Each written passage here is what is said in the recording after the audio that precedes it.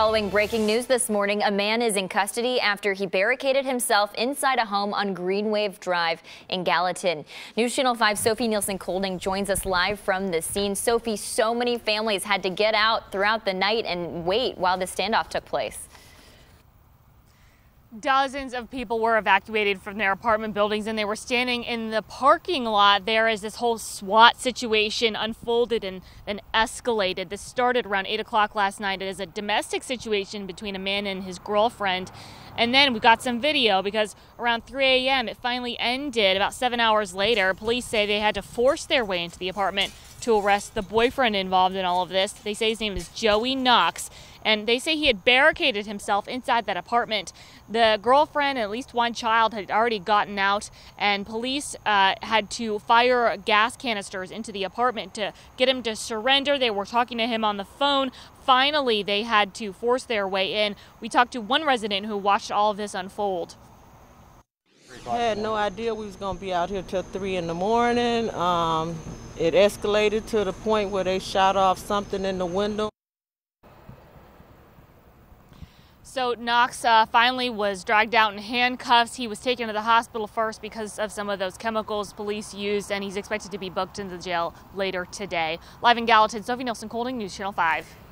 Thank you, Sophie. A state trooper is recovering this morning after an accident in Macon County. Officials tell us the THP trooper, Danny Fisher, was at a red light at the intersection of State Route 52 and Red Boiling Springs in Macon County when a car rear-ended him.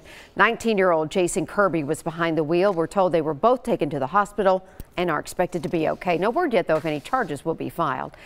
And a suspected drunk driver is facing multiple charges after he mowed down 2 high school students in Sumner County. It happened yesterday afternoon along Long Hollow Pike in Hendersonville. Deputies say Joey Allen veered off the road, hit the teens in a gas station parking lot, and then crashed in a ditch.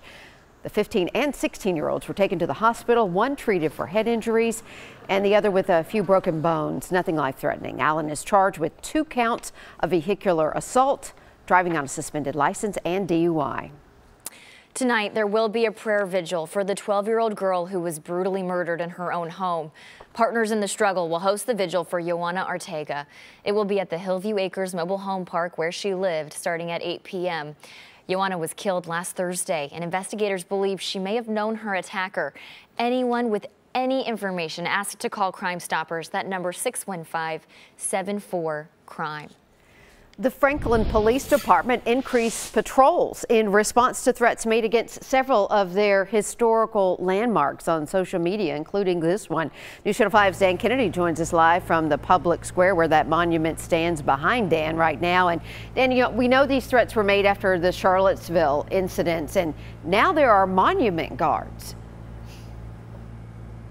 Yeah, in fact, that's what the citizens who come out here and protect these monuments call themselves, monument guards. We saw several of them out here about 10 o'clock last night, none right now, but they were protecting this guy. This is Chip, as they know him here in Franklin. He represents the Confederate soldiers that fought in the Civil War, and it's a monument that's been here since 1899, but Franklin police have been increasing patrols around Chip in the last 24 hours after they say they become aware of several recent social media posts with references to both protecting historical landmarks in Franklin, but also to vandalizing them. The Franklin police say they're closely monitoring those posts, and they've had patrols out here since yesterday, including throughout the entire overnight hours, despite nobody really being out here.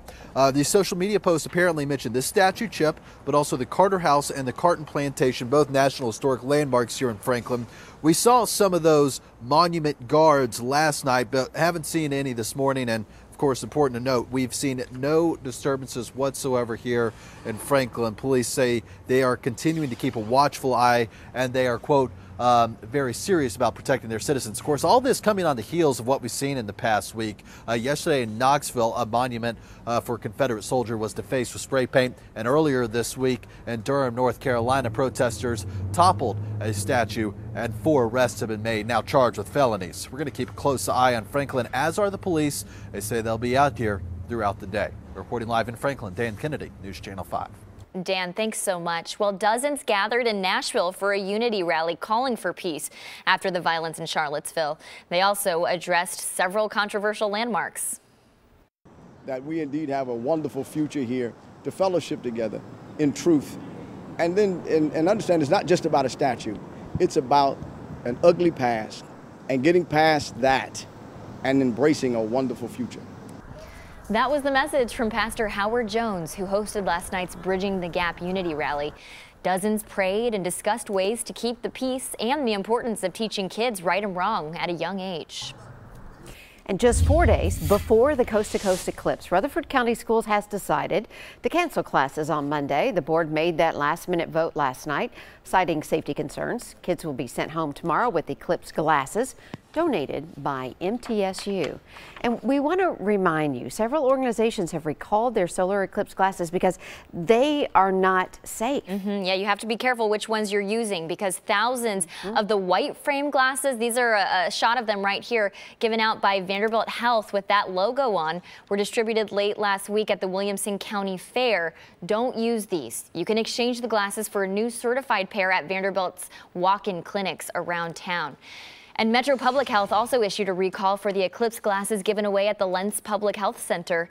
Those can also be exchanged tomorrow in the Lents lobby from 9 a.m. till 4:30.